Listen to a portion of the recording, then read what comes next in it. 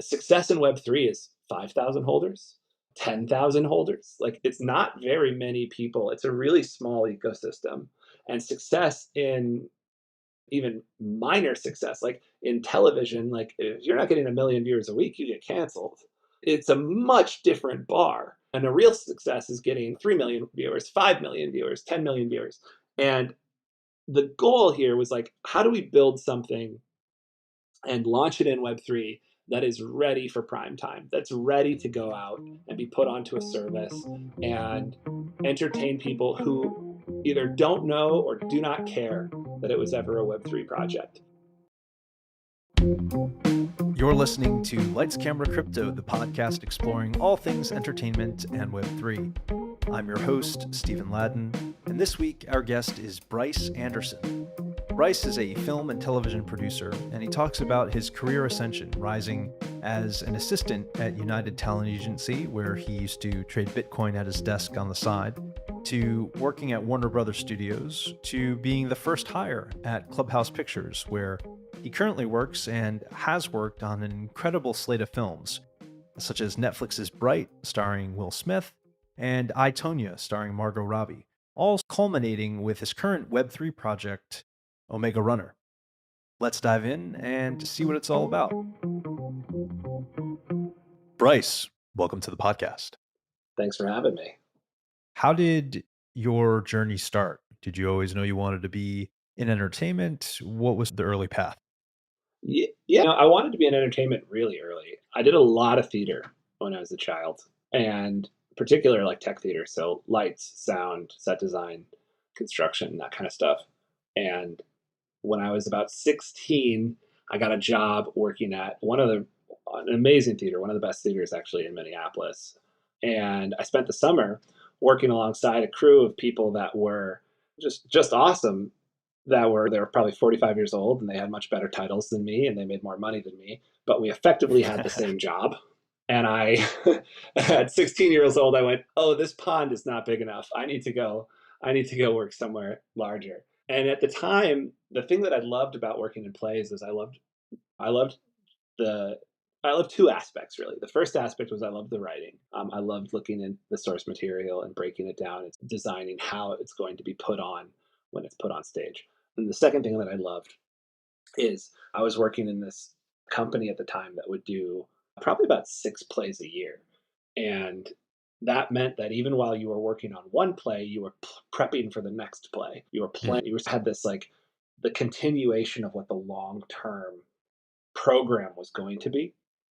And I loved that aspect of having one project and you work on it and you put everything you have into it. And then you find yourself working on a new project and you put everything you have into that and you find yourself working on a new project. And I loved that sort of turnover.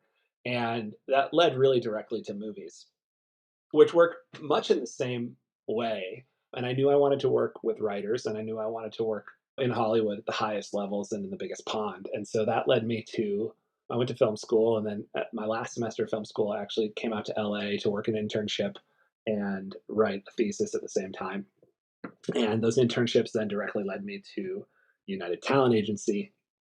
And I spent 2 years at UTA, which is really like it's the grad school of the film world. You get paid nothing and you deliver mail, like literally start in the mailroom, deliver mail, you start covering desks as an assistant.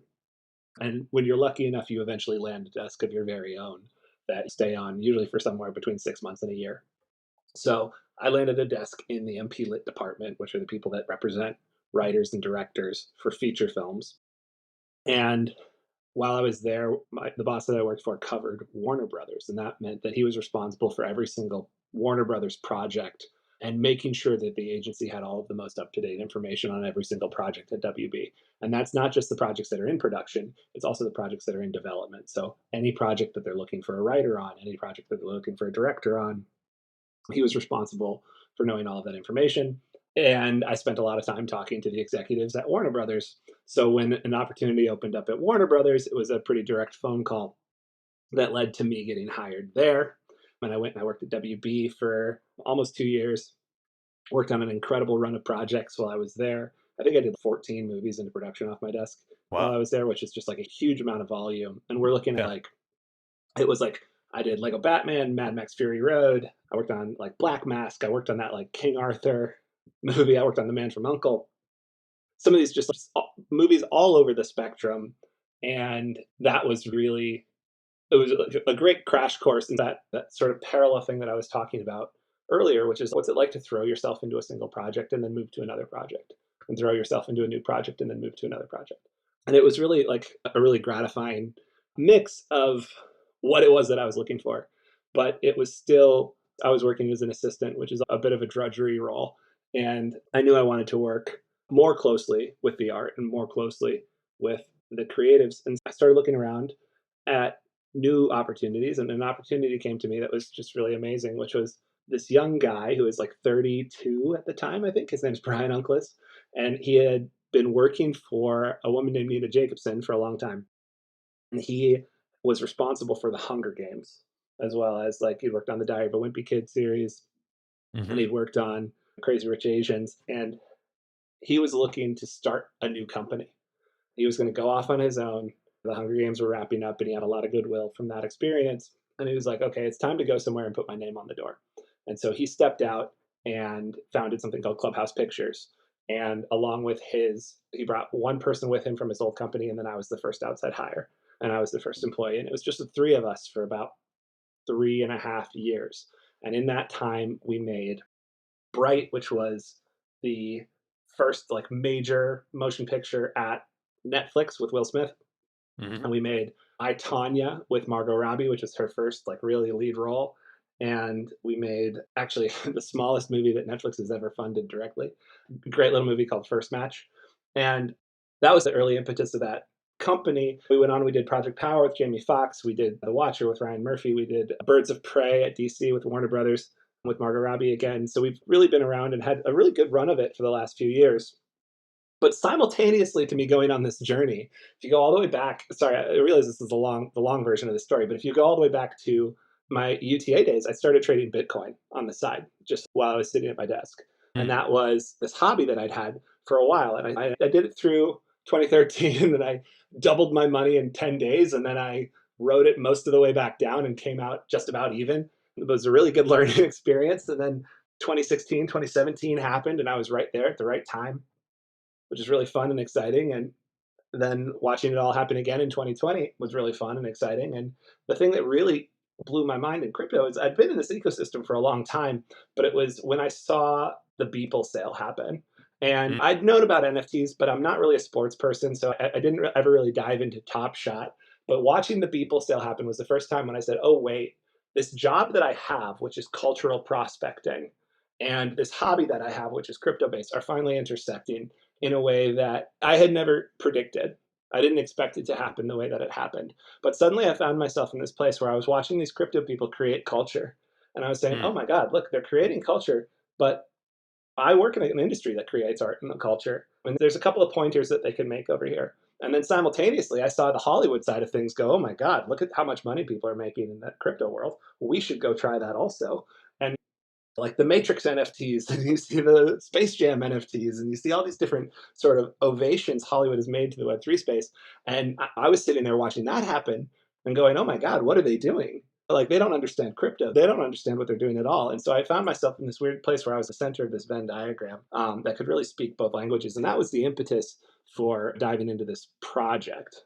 How does that then influence your next project? I was watching these projects go, and it's like, okay, I can see where this project goes and becomes Hello Kitty. I can see where this project goes and becomes lifestyle merchandising, streetwear brand. That makes sense. But a story, gaming, television, film was always a reach. It was like, I'm not going to count you out, but it's going to be a lot of heavy lifting and a lot of sort of retrofitting work backwards from an image sort of work, which is the hardest kind of work to do if you're trying to make good creative. We started talking about this inside of our company. We were like, okay, this world is obviously fruitful, and this community understands the potential of this world, but there is some naivete about what it takes to really make a movie. And that doesn't just mean the physical production that goes into the movie, but also the concept production that goes into the movie and the amount of design and the amount of planning that it takes to really execute something at that level. And we started talking about it. We were like, okay, well, if we were going to do it, what would it look like? And there was this idea that we were kicking around at the same time, which is the idea for Runner, which had started as a conversation between us and the head of merchandising at Netflix, who was basically, he was talking about the Cars franchise. And the Cars franchise is a wild, wild example because people don't realize this, but it's one of the most valuable properties in the world. They do something like $3 billion a year in merchandising sales. Really? Yes, they've done. It's like they've cleared 30 billion since its launch. Wow. And you think about like Avatar, right? Makes 2.7 billion at the box office and it's headlines forever. No, Cars. Like Cars is crushing them. Not at the box office necessarily.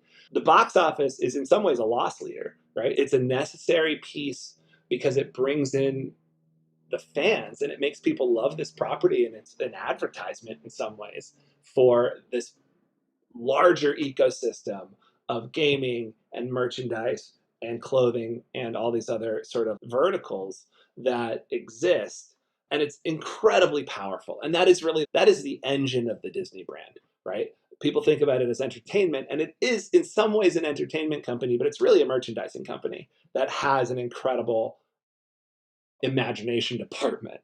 And the conversation started there. And it was like, what can we create that can go on and become one of these properties that we think of that are a little bit amorphous? Think about Teenage Mutant Ninja Turtles. Think about Pokemon, right? It's like, is it a television show? Is it a trading card game? Is it a merchandising vehicle? Is it a video game? What is it? Is it a comic book? Like, they're all of these things and none of these things at the same time. The IP really transcends whatever the original thing was. And that's a really unique place for a property to be because it allows you to go explore all of these different verticals, and it allows you to really reinvent the property year after year. Like when people created Pokemon, they had no idea that Pokemon Go was going to exist, but it is a strong enough property that can happen.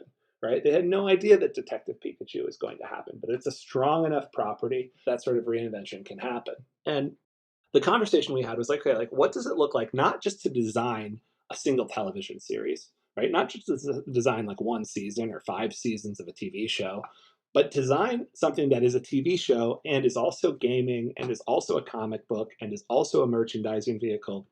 What does that look like? And one of the things that we did is we brought in this guy, Cedric Nicholas Troyan, who's an amazing visualist. He was directing a movie with us called Kate, and we were spending a lot of time together on set between Thailand and Japan.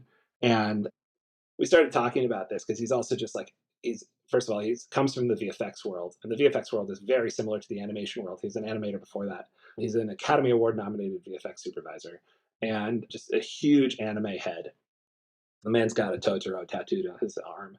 And we started talking to him about this, and he thought it was really interesting because we knew design was going to be like a huge element of the concept. And then we started talking with a guy named Blaze Hemingway, and Blaze is he's a screenwriter and a playwright and an author, really multi hyphenate, but he's got this really specific skill set, which is he's an incredible writer for animation, and he worked at Disney Animation for a long time in the story department, where he was a script fixer on everything from Tangled to Wreck It Ralph to Zootopia to Big Hero 6.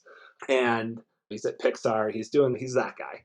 And we started talking to him about this idea, and we were like, look, we think it needs to have vehicles. We think it needs to have characters that are broken down within different factions. We think it needs to have this sort of like arcing good versus evil power struggle system. What does that look like? And he said, here's the problem with a vehicle concept. Here's the problem when racing is your concept. And it's like racing isn't enough to drive a story because when someone loses, there aren't really any major consequences. Like the Mm. stakes just aren't there.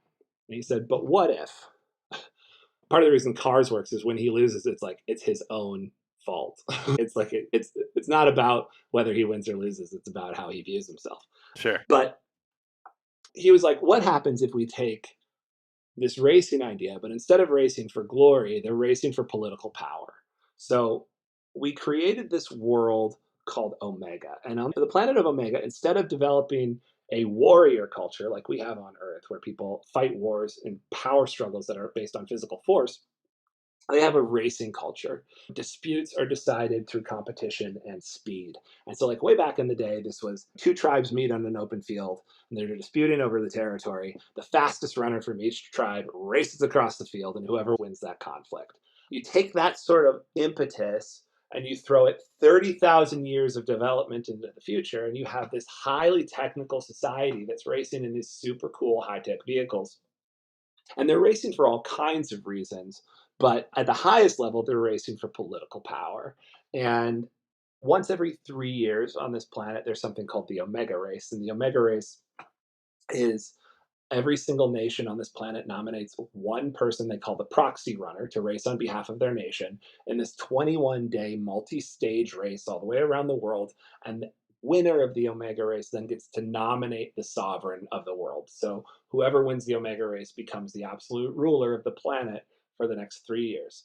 And it's this big kind of gonzo fun anime concept that gives you the stakes to the story, and it gives you the ability to tour through all kinds of incredible countries and landscapes, and you have all these different societies coming together and butting heads, and there's all this sort of like political subterfuge that goes on. It's like a speed racer, Game of Thrones, by way of like Avatar: The Last Airbender Hmm. concept. And we just thought that was awesome. And so we started poking around with it, and we were like, okay, so if somebody's going to create an NFT, what does it have to look like? And what we did is we've done all this work in building this television show. We built out what we call a show Bible, which is a 30-page document that says these are the characters, these are the conflicts, this is season one, this is season two, this could be season three, four, five, like all of that stuff into one place. And we said, okay, what happens if we go and we take it and we pitch it as an NFT? So I did that. I started talking to financiers, and I started talking to all these people in the NFT space that I'd connected with, and eventually ended up talking to a group called Metaversal, which is an incredible, they're a venture studio, an NFT venture studio, Web3 venture studio out of New York. They've got a $50 million fund and just a real passion for using NFTs and using the technology in new and novel ways. They decided to come in and they back us. And so we went and we actually then brought on an animation house called Sun Creature based in Copenhagen, and started doing a lot of design work as if we were going to design a television show.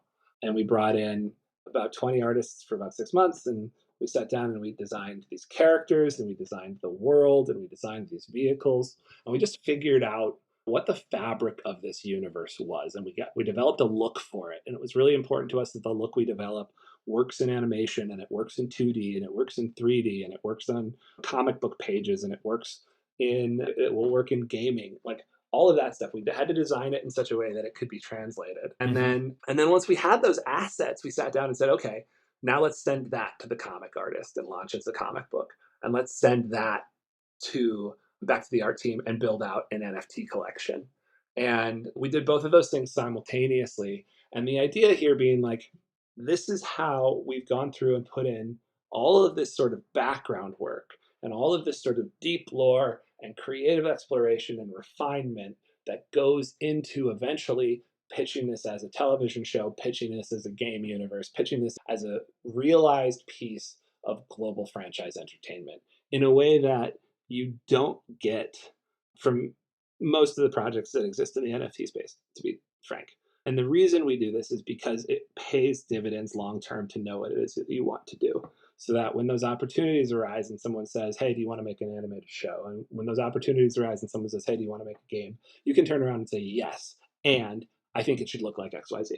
So instead of the traditional, perhaps call it the film and TV Web 2 version, where you might have a property or a piece of IP or a project, and someone then says, hey, I think we should convert this into something, and you say yes, and then you start that process there. You guys have gone ahead, done the legwork, and put in the time to think through, okay, what does this look like if we're to be approached for, or if we wanted to create an animated show or a comic book or any of those other aspects of this universe. And so that's being built into the DNA of Runner. Yeah, absolutely. And it's not just that when people approach, you can have a good answer for them. It's also so that they will approach. Like I am the person who calls, like I cold call people all the time when I read a book or I read a post or I read an article, whatever it is that I think would make an interesting movie. And I reach out to people and I say, hey, have you ever thought about adaptations? That is the basis of our job is we do that with scripts and books and screenplays. Like that is so much identifying the right properties is so much of the work we do. And if a property doesn't have that sort of story ethos built into it, unless it is, I look at like Lego or Barbie is about to come out, unless it is something that is so big like that, that you can wrap your head around it and selling it to the world when there's no necessarily defined story to it, it's really hard to retrofit IP into a story world and make that attractive because even if you look at something like I've talked to a number of people actually about making like a Board Apes project because it was like, hey guys, what can we go pitch it as a ApeCoin AIP and go get the funding and go do this properly?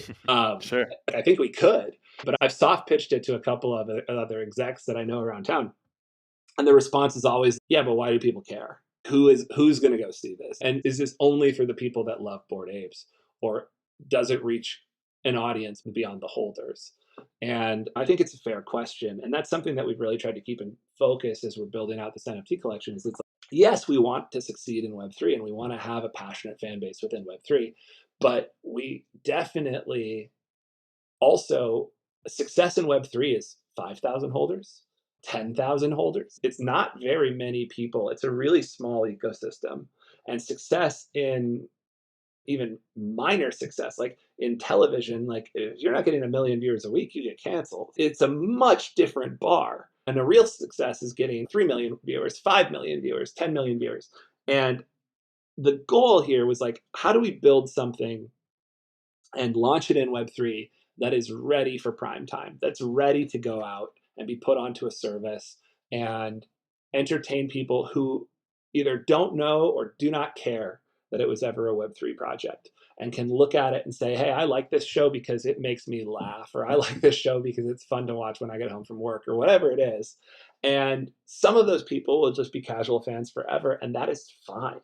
And some of those people will become deeper fans and they'll understand that it was a Web3 project first. Then they'll come back, and they'll jump into the Discord and they'll start talking to the creators and they'll start involving themselves with the community and they'll become a holder and all of that. And they'll lead people back to Web3. And I think understanding that when people talk about bringing more people into Web3, they're always talking about ways to on ramp people specifically into the Web3 side of Web3.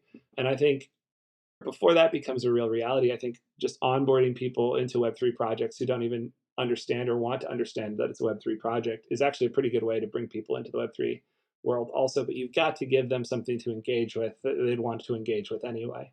Totally. Totally. That's been a large focus of how we look at this. And it seems too that in the way that you mentioned Disney being this really, and I find that a kind of a fascinating spin on how to view a company like that as a merchandising company first, and then having its creative IP essentially act as advertisements in a much more evolved way of storytelling, but essentially that its stories are perhaps advertising its characters in the Yeah. example of cars and stuff like that. So in a way, it sounds like you guys are using Web3 to create a similar model, except in this time, instead of merchandising specifically, perhaps it's around, as you mentioned, engagement and creating that feedback loop of viewers and engagers and fans, and having that kind of perpetuate the system for this project specifically. Yeah, that's certainly a helpful piece of the system, bringing people back into Web3. We do have also specifically merchandising ideas in the long run and gaming ideas and all these other platforms that we could be on. But I think that sort of feedback loop is often overlooked. And one of the reasons that we wanted to launch this in Web3 is so that we could do our best to create that feedback loop. Because so much when you go and work at a studio, for instance, you end up, first of all, you sell everything. You sell not just the rights to your movie, but you sell the rights to the merchandise and you sell the rights to sequels and you sell everything when you sell an idea, a brand new idea at least. And then you end up in development hell where you get put into a system where you've got executives giving you notes on a story and then giving you more notes on a story and then giving you more notes on a story and then deciding that they're not going to make your story this year, they're going to make one of the other 12 projects that they're working on instead. And it's nothing to do with your story, it just has to do with that story has Bradley Cooper or something. That's the Right, sort of right. thing that you're working on. And then they keep all of it anyway. And so the idea was like, okay, can we circumvent this system at all? And it's something my boss had really direct experience with this when he was doing the Hunger Games. So like that book, most books, weirdly enough, sell for movies before they're published. So we get everything pre-publication typically. But the Hunger Games, for whatever reason, was not one of those books that sold pre-publication. And he actually pulled it off of a shelf in like a Hudson News in an airport and started reading it and said, this book is great. Let's go make this into a movie. And everybody passed. Universal passed, Warner Brothers passed, Disney passed, like all those places passed. They're like, kids killing kids, like it's never going to work. And then they licked that process took a couple of months probably, and they licked their wounds. And then they went and they sent it to a B-level studio, which was Lionsgate. Which remember at the time, like Lionsgate had made some horror movies, and they were, I think they were merged. They might have merged with Summit at that point, so they had some Right. Twilight money, but they weren't like they were not a major player in the same way that these other studios are. And they got a hold of the book, and they were taking a long time to think about it. And in that period between when everybody else passed and Lionsgate hadn't yet passed, the book sales started to pick up. And we're not talking huge. We're talking 10,000 copies, 20,000 copies. Nothing crazy, but it's enough of an indication for them to suddenly look at this property and go, wait a second, something is happening here. There is a power here. And then they fast track the development and the production of that movie immediately, right? Is that little bit of momentum is enough to push a project from this sort of sit forever development, nobody can decide whether or not it's real, Hmm. to we're going to spend $100 million on this and we're going to put it into production right now. The script might not be ready, but we're going to start anyway. Like that sort of mode. And that's how we view this Web3 launch is, can we launch something inside of Web3 and get those first 10,000 fans? Can we get that first little bit of momentum that allows us to turn around and go to a studio and say, hey, look, we have this property. We've got this energy behind us. We have this team in place. We already know what the answer is when you ask us what season one is going to be and what season two is going to be. And we already have some of this design work done. Pull the trigger, right? Pull the trigger. Let us control it creatively. It's going to work out for everybody. There's a lot less guesswork involved here than there is normally. And this is going to be a great deal for you and a great deal for us. And that for us is like the North Star of where this project can go and should go. And then, of course, for the holders, like then you have this project that ends up not just being created, but being created at the highest level and being released on a major platform. And that will necessarily drive people back to the original project. And I think that's the feedback loop that we're talking about. And to set us apart from so many other Web3 sort of film projects is we're not looking for financing from the community. We're looking for energy and we're looking for that fandom because the financing is going to come from a feature from a studio, which is Right. a different that's available to us because of the business we're in and because of the track record we have. I realize it's not available to everyone, but because it's available to us, I think it's just worth noting because it sets us so far apart from what might be more like the Kickstarter model. Sure. And what's interesting about this path that you guys are embarking on too is it reminds me of when Netflix first started with original content and you had essentially you were coming to them with the, hey, here's the team. It wasn't, hey, here's a script necessarily and we want to make this. It's, hey, here's the script. Oh, and here's the director and here's the team behind it. And here it was just, as you mentioned, taking a little bit of the guesswork out of that process. And it seems like what you guys are trying to do with this project is the next step of that, saying, hey, in addition to the creative team and the idea and the story and the vision, we also have an audience. And that seems to be, it's almost like taking what social media has done with individuals and applying that to a specific project in advance of it being released or created fully. Absolutely. And I can tell you, those early days of Netflix were very fun. So, our movie First Match was, I think, the second project ever directly funded by Netflix. And it was a $1.1 million movie that we made. That was a first time director, first time actress. very early career, Yahya Abdul Mateen. Like, it was just a real labor of love from everyone. And nobody in the world was going to make that movie except Netflix. And Netflix made it because they said, hey, this movie speaks to a demographic that we struggle to get subscribers for. And so we are going to make it because we can find the audience for this movie, which was really, it was a fun and exciting time because the movie business had been contracting for so long. The studios used to make 35 movies a year, and now they make 10 movies a year. And that sort of reduction came from the low end movies, the art house stuff, and the mid level movies, the adult thrillers, and that type of stuff. And Netflix came back and said, hey, we're going to make the art house movies, and we're going to make the adult thrillers, and we're going to make these sort of $30 million mid budget great scripts. And and some of that was because they believed in it, and some of that was because there was this stink on Netflix at the time where it was like the big league stars didn't want to go there. Like Sandra Bullock she's a box office. She is not a streaming person. But we made this movie with Will Smith. We made Bright, and when we brought that out, we brought it out as a package to the whole town, and we had the script, and we had David Ayer, the director, and we had Will Smith, and we had us as producers, and we sent it into every studio one weekend, and the next week there was a bidding war between, I don't remember exactly who it was, but Netflix came in and they came in at a higher budget than everybody else, and they gave us guaranteed production language. And they said, if you are not in production by, I think it was like October 1st of this year, which is probably 6 months out, they're like, we will Hmm. pay each of you $1 million. There will be a penalty for non-performance. And Wow. we went immediately into production on that movie. And you can do that if you have the right leverage.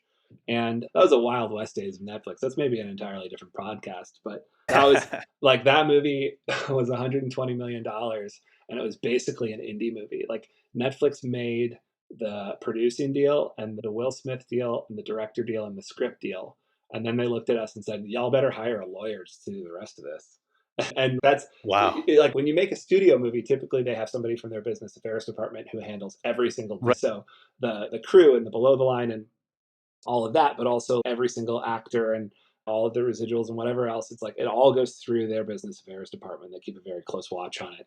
And Netflix basically did what an independent movie does, which is go retain production counsel and give us a binder of all the deals when you're done with them, which was frankly an insane way to make that movie, but Sure. fun. And they worked that way for about another year after that, though it evolved really quickly into what it is today, which is much, much more like a traditional studio model.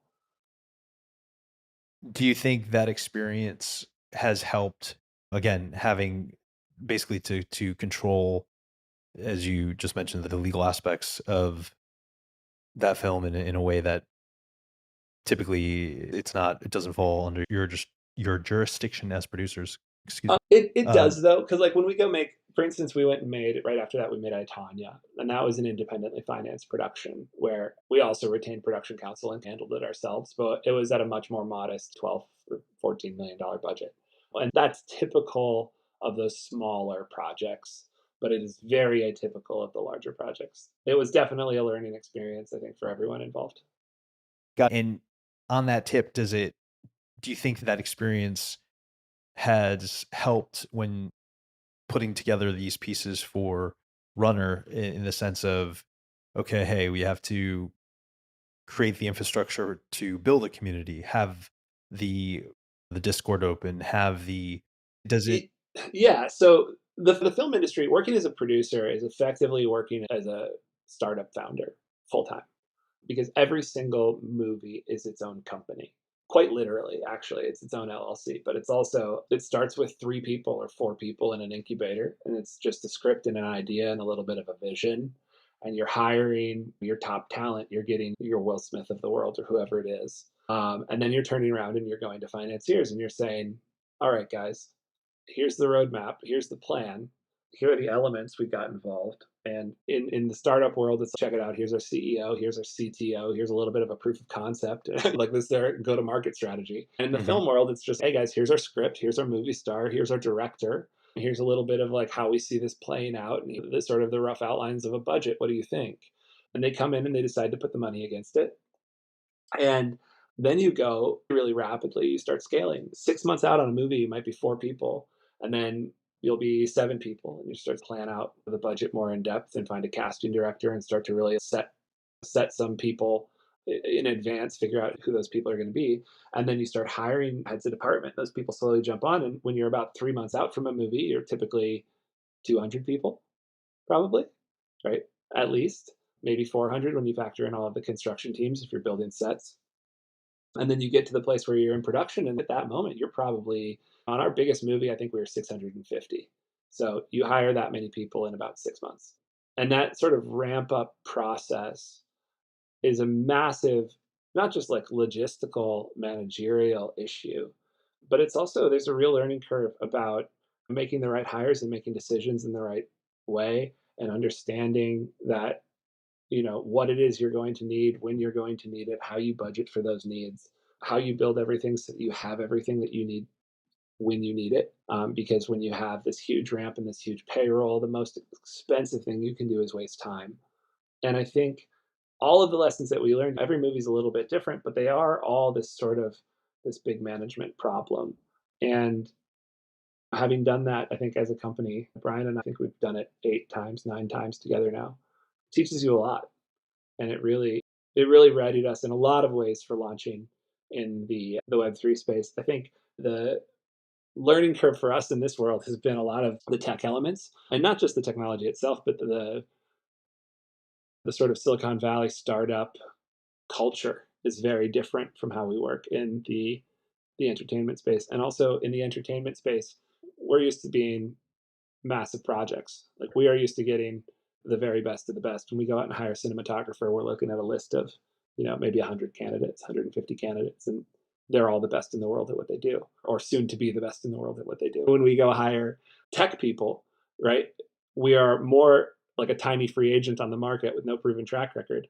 And Google and Facebook and Amazon are hiring all the really good engineers. And so we're used to being the Google or the Facebook or the Amazon in the film world.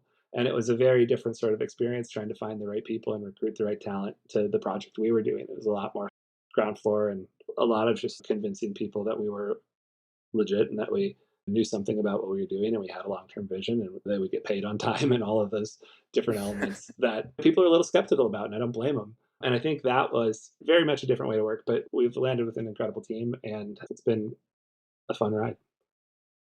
In terms of that ride, what can we expect, Bryce, from you and the team in the coming months? We've done several issues of the comic book. Two of them are released to our really early holders, but none of them are totally public. One of them we've kept completely off the streets so far. We have a public mint coming up in April, in about a week and a half. That's 420. And that will be the launch of our character collection, which is the primary NFT collection for the project. And that's really going to be the starting gun for this whole process. Awesome. Bryce, really appreciate the conversation, really appreciate the insight into Runner and into your path to its inception. Where can people find the project, find you if they want to check out more information?